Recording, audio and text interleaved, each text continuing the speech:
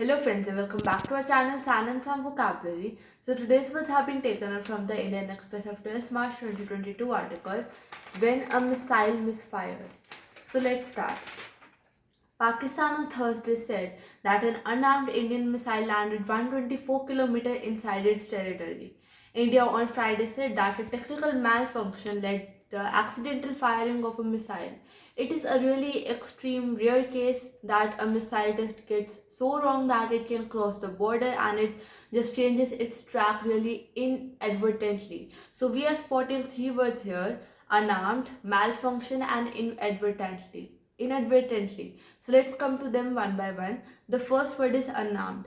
First of all, you guys need to know that there is this small little destructive device which is set in the missile so that it can cause destruction.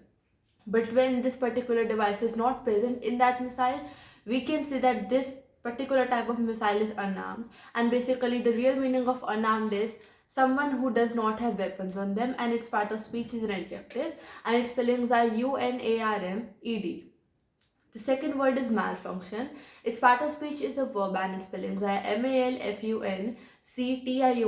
Its meaning is to not perform or function perfectly or normally as it was supposed to. And the third word is inadvertently. First of all, its part of speech is an adverb and its spellings are INADVERTENTLY. Its meaning is to happen accidentally. I will explain you this paragraph once more time. Pakistan on Thursday is saying that an unarmed Indian missile landed 124 km inside its territory on Wednesday. And India on Friday said that there was a technical malfunction which is leading this accidental firing of a missile. It is an extremely rare case when this missile test can go so wrong that it crosses the border and it can change its track really accidentally and suddenly. Do India and Pakistan have to inform each other about such tests? Let's find out its answer. Of course, yes. Under the pre-notification of flight testing missiles agreement which was signed in 2005, both the nations are supposed to inform each other about such a flight or a missile test. Before the test, the country must issue a notice to the air missions or the navigational warning to alert all the pilots which are there.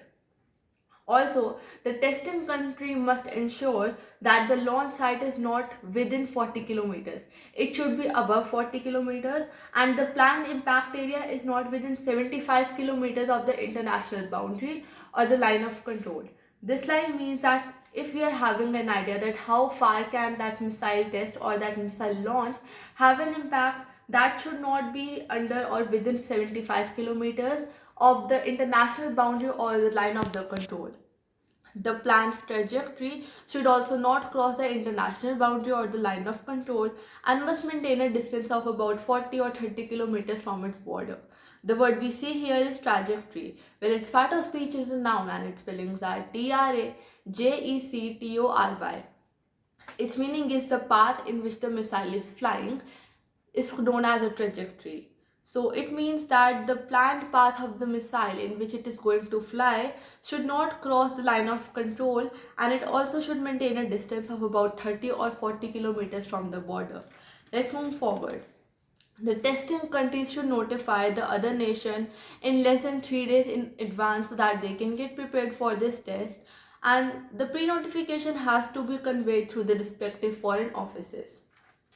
What kind of missile was it? Well, neither of the country has been able to spell it out or figure it out that what kind of missile was launched. But some of the experts are saying that it was one of India's top missiles, BrahMos, which was jointly developed with Russia in collaboration. BrahMos has a real top speed and a range of around 290 km, and BrahMos can be fired from anywhere and can carry warheads of around 300 to 400 kilograms. Well, many of you who are wondering what are warheads, its part of speech is a noun and its spellings are VWARHEAD. Warheads are nothing but the main part of the missile, which carries all the destruction and the explosive inside it. Let's move forward. And what explains the trajectory it took? Now here we are going to talk about the path of the missile, which was really inadvertent and was accidentally changed because of some reasons which we are going to discuss forward. The episode of this aspect is saying that the missile changed its direction mid-air. Pakistan is also saying that after it took off, it roamed around 104 kilometers from the nearest point on the Indian border. But after the missile cruised for around 70 to 80 kilometers within the Indian territory, it suddenly started to move southwest towards the Mahajan field firing range of the Indian armed forces, and then it suddenly changed its directions towards northwest and it entered the Pakistan territory, therefore violating the Pakistan's airspace. We see a word here named cruised. Well, this word has been used in its past form cruised, and the original form is cruise, and its part of speech is a verb, and its spellings are CRUISE. Its meaning is to travel at a same normal and a continuous speed. I will try to explain you this paragraph once more. It says that this all is saying that the missile changed its direction mid-air while it was traveling, and Pakistan is saying that while it took off, it just traveled 104 kilometers from its nearest point on the border, and then the missile just continued to travel at a continuous speed for 80 kilometers, and it started to move southwest towards the Mahajan field firing range of the Indian armed forces. But suddenly the direction changed to northwest and it entered the Pakistan territory, hence violating the Pakistan airspace. Anil Chopra, who heads the Center for the Air Power Studies in New Delhi, said that there are few reasons for the missile to change its direction, and we are going to come to that one by one. You have to also get to this point that we have to give the missile the targets or the coordinates from where it has to go and in which direction it has to go. But there are also some missiles for which the coordinates can be updated in the flight itself. The first thing could be that the coordinates are not correct, so that if you are not just giving the instructions, the coordinates and the targets correct, the missile is obviously going to go in a wrong and a really zigzag way. But in this particular case, the missile has gone in a particular direction and then turned. Because if it was located in wrong coordinates or the instructions were wrong, it should have gone straight there and then it would have taken a turn at its last stages, because this is really normal for a missile. So this type of turn which this missile has taken, it means that the coordinates could not have been wrong. It was a sudden action, or you can say a technical failure. Another possibility can be if somebody tries to mess up with the missile or its instruction or its coordinates by cyber means or by computer means. But then the whole coordinates can get affected, hence changing the position of the missile. He noted that normally a missile contains a destructive fuse. We will try to understand the word destructive fuse. Fuse is a small little device which is fit inside that missile, which basically controls all the functions which are located in that missile. And it is, you can say, it is the main part of it.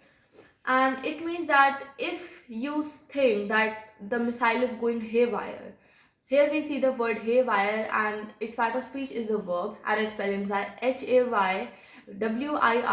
Its meaning is to get out of control.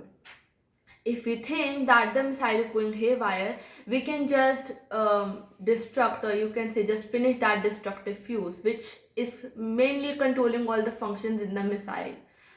And we can also say that there is a malfunction if the target data that was just interrupted into it, or it was feed it into it, was corrupt or it was wrong. Let's move forward. And if you say that this missile crashed, we should have known already that the controls had failed miserably. This missile had flown straight, then it took a turn, and then it went straight.